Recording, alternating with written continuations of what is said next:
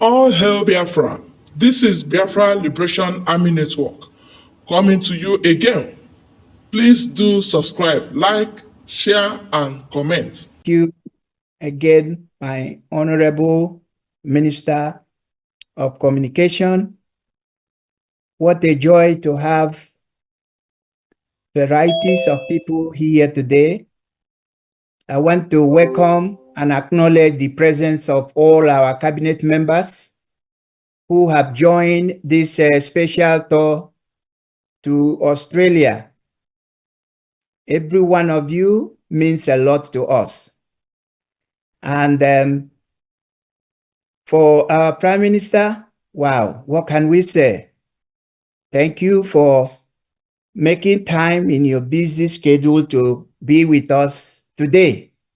Good afternoon, my fellow Biafrans in Australia.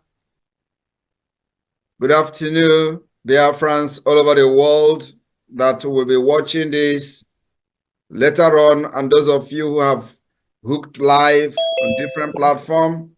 I welcome all of you this afternoon to the Australia tour. I am very, very happy and very glad that one of our brother who make a speech, a welcome speech before the Ambassador Iwunze touched 4 cardinal points. So it gives me joy that people are not just following shiftlessly the struggle and the liberation of Biafra, that they're actually taking note of the event and following the movement and the activities of the Biafra government with keen interest. It shows that we are not just doing things on our own, that people are actually taking records. I appreciate him for that. You know, when we talk about the multidimensional approach to our freedom, which has never been done since the history of Biafra, this is the very first time that the Biafra liberation and the struggle is being fought using multidimensional approach. And that's why within short period of time, we're able to record the kind of success that is mind-blowing to many people. They even say we are doing photoshopping. All the success that the government has recorded today, the criminals who have deceived Biafrans for 13 years thought that they were all fake. Because to them, that is exactly what they have done for the past 13 years. But in the just 2 years, we have been able to break doors, break camelbacks, break many jinx to be where we are today. My fellow Biafrans, I want you to know the call for Biafra self-determination is deeply rooted in historical grievances and economic disparity, which has directly affected you and your children. It is not only that. I want you to also understand that this self-determination for Biafra, the hunger for self-determination for Biafra, has also come as a result of the socio-political marginalization. And now with the renewed Islamic Usman Danfodio, jihadist, expansionist conquest, which is being resisted ruthlessly by the Biafra forces today. Our struggle and the liberation for Biafra has become a struggle for survival of you, your household, and your children. I am talking to the Biafra people now. For over 50 million Biafrans, which many of you are part of, who already voted in the ongoing Biafra self-referendum. The argument for leaving Nigeria is not just about our identity, but is all about the survival of our people, It is all about for peace. It is all about for our unity. It is for equity and progress and justice. Because anywhere there is absence of justice, what you have in place is anarchy. My fellow Biafrans, we have seen the paradigm shift in the course of this our Biafra liberation under my leadership and under Biafra government. As you all can see, the meetings and consultation with the members of the U.S. Congress continue to receive a desired attention. Our aim and objective is this multidimensional approach will at the same time be putting Biafra on the global stage, in a global discussion. We are not one with Nigeria. We are pulled apart. The ethnic diversity is a very dangerous one. And today, the Biafrans in Australia will have the opportunity to be briefed on some of the high-level meetings of the United States with the United States officials. Biafra will be the beginning of civilization in Africa. And that's what many people are scared of. But you see, like the Israel Prime Minister, we will win with or without you. We have taken the Biafra liberation to the global stage for the very first time since after the war. Even during the Biafra war, Biafra discussion, Biafra issue, Biafra cause, Biafra case were not in the global stage. The only reason that the Biafra case came to the global stage was as a result of the images coming from the dying children in Biafra land. That was the only thing that put Biafra on the global stage. And when the United States of America was contemplating supporting Biafra, those that were in the leadership of the Biafra then have no knowledge, they have no contact details, they have no lobbyists in the United States who could actually make them understand what is going on, and then also who could educate the policy makers and the decision makers of the United States. That didn't happen. Today, under my leadership and under this Biafra government, which is the government of the people, we have corrected that mistake. We have taken this liberation and the issue of Biafra to the stage that has never, where it has never been before, for the very first time. I will share with you some of the key outcomes of some recent meeting with the United States Congress regarding the recognition of Biafra independence. My fellow Biafrans in Australia and beyond, we met with the most senior members of the United States Congress.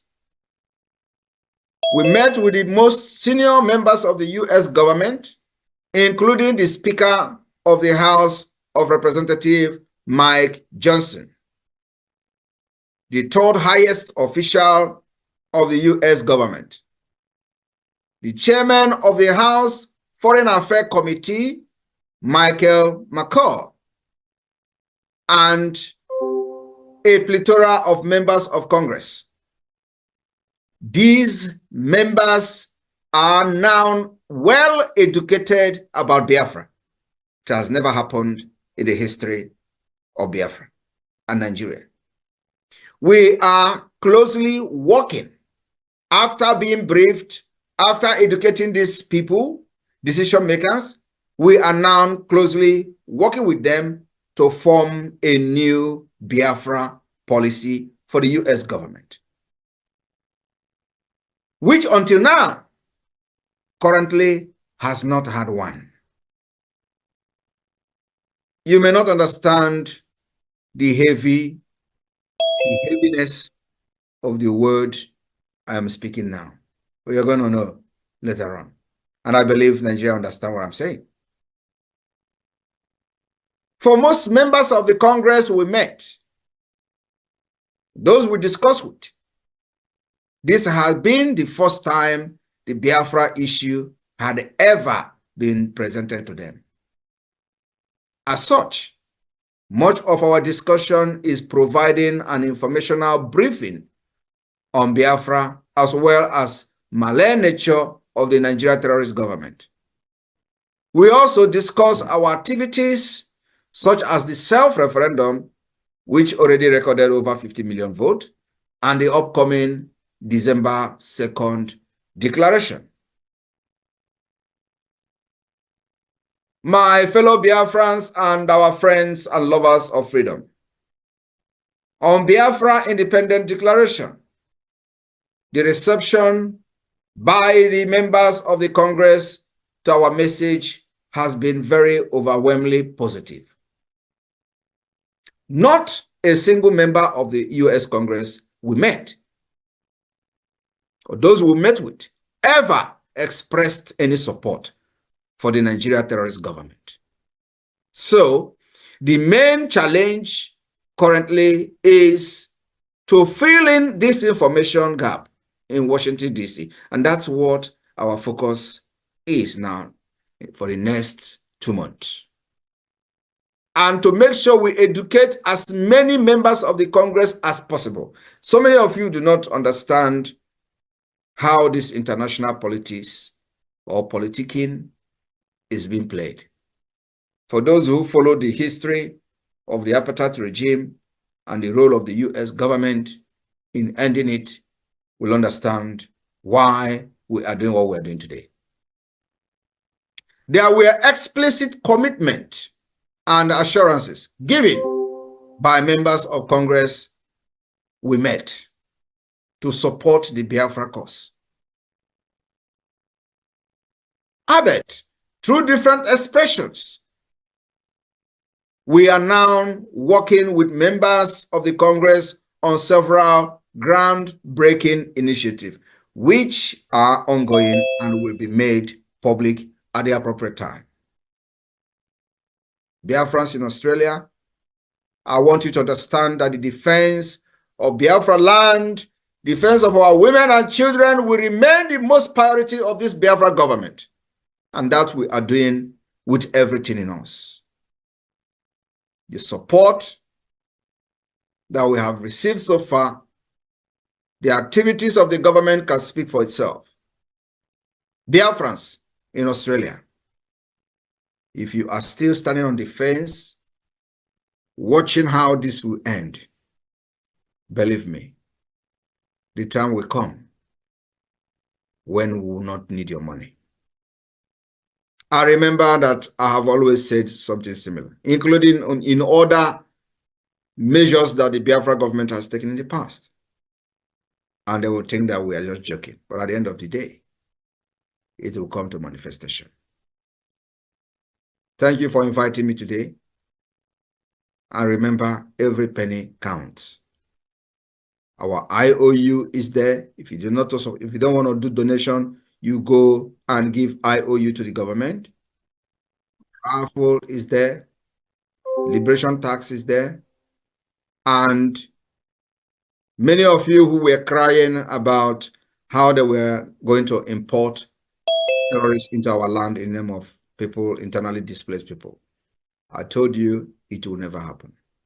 And let me also inform the terrorist Nigeria state that is now throwing bombs in Biafra. Like, you don't know that they are throwing bombs. A few days ago, they have thrown many bombs, targeting the Biafra Liberation Army. You will throw bomb, we will also throw bomb at you very soon. And when we speak with our bomb, you are going to hear and you will never understand the language. We are coming with more sophisticated means of the defense of Biafra land. We will take it upon ourselves like we have done in the past, and to inform you that you will kill us, we will kill you, but at the end, our freedom will come. That will guarantee the future of our children and our unborn generation. Nigeria is destined to fail. Islamic State of Nigeria, terrorist state of Nigeria, who knows nothing other than killings, women and children from the north, south, west, and all over Nigeria. Just recently, conducted election in Rivers State. In election of just local government election, they are bombing themselves and killing each other. And they even have a court order refraining police from participating in that election, where police went and started snatching ballot box. That is not a country that we want to be part of. Thank you very much, and may God bless you, and may God bless Biafra. Airborne! The Biafra Defense Forces. There one.